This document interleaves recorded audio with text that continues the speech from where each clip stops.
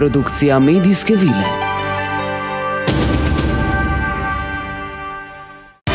Dnevni tednik. Prve in zadnje vesti. Z vami vsak dan v sredo ob pravi uri.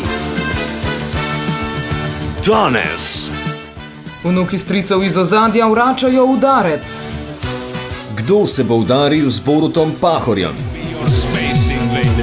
Kakšne barve so komunisti v Afriki? In nova predvolilna poteza SDS.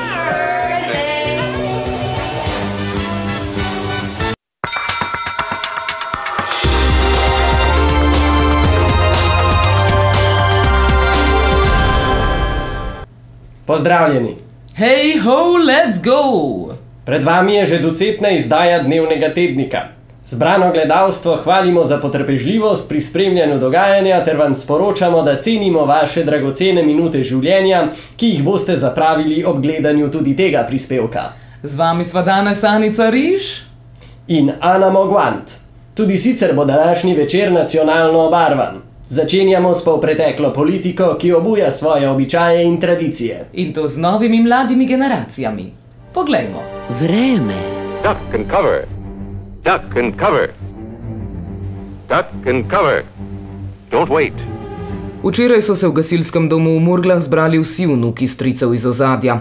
Od leve proti desni sedijo Bor Kidrič, vnuk Borisa Kidriča, Arne Župančič, pravnuk Otona Župančiča, voditelj pogovora, nezakonska hčerka Milana Kučana Klemen, vnuk Ivana Mačka po maminem tretjem kolenu Blaž Babič, Miro Kardel, pravnuk Borisa Kardelja in posinovljenec Mira Cerarja ter Stjepan Kordiš Džugašvili, potomec Josipa Broza Tita.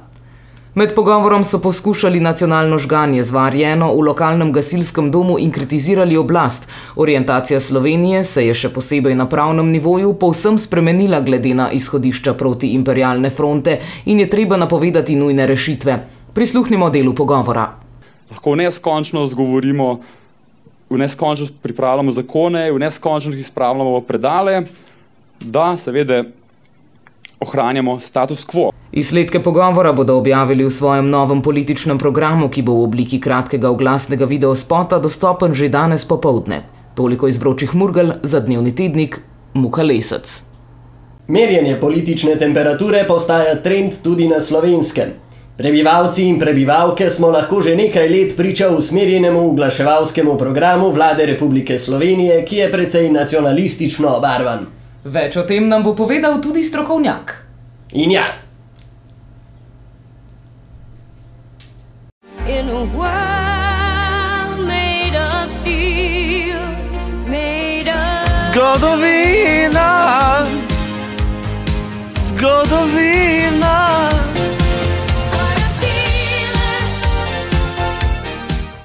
Pozdravljeni iz pogovornega studia Medijskih vil. Z vami sem Miča Priča, v studiu pa že pozdravljam Tadejo Slapnika, državno sekretarko, pristojno za vzpostavitev dialoga s civilno družbo in koordinacijo državljanskih pobud ter za socialno podjetništvo. Ali je to res? Res je. Pozdravljeni gledalci in gledalke.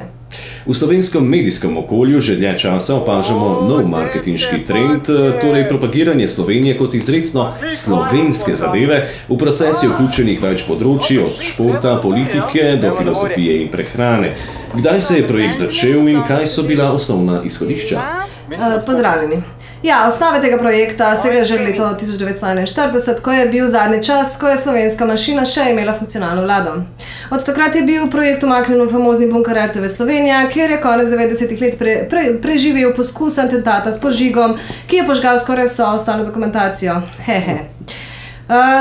Skratka, rehabilitacijo pa je dokument doživel leta 2009 po obisku Georgea Busha mlajšega, ki je Slovenijo zamenil za Slovaško.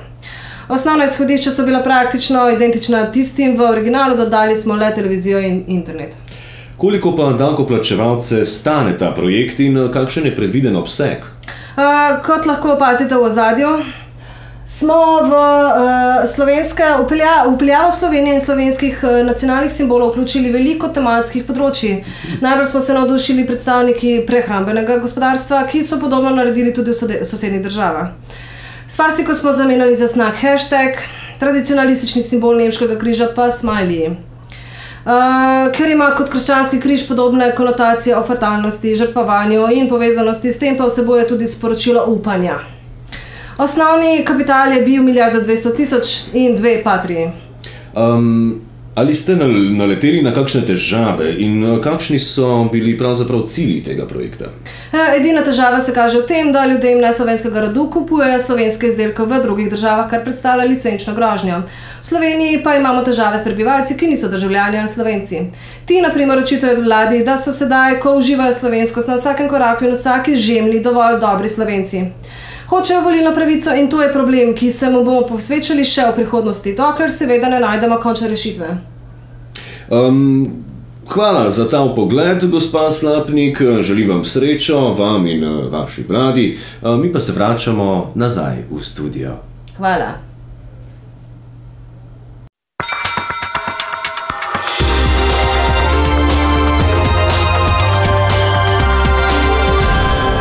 Kot vemo, je pes res človekov najboljši prijatelj, sploh odkar se je pridružil homo sapienskim tolpam in začel jesti naš drek.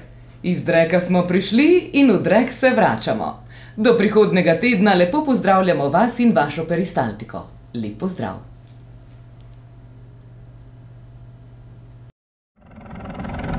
Zdaj pa, Oh Betty. Kdo bo prodal Inde in kdo Argo? Republika Slovenija prodala smuči Ceneta Prevca Kitajski za 500 evrov. Omar Naber si ne misli spreminjati imena, spolne navade pa. Spolnost napovedala še eno revolucijo v poletnih mesecih. Rubrika Dnevnega tednika se ponuja realnim sponzorjem. Sponzor oddaje je potencialni sponzor oddaje. Vaš oglas lahko traja točno toliko dolgo, kot je dolg ta kader. Malo? No, ne premalo. Še malo. Do tukaj nekje. Dosegljivi smo na telefonski številki 01 242 8807. Do enih. Produkcija Medijske vile. Dnevni tednik. Z vami vsak dan v sredo ob pravi uri.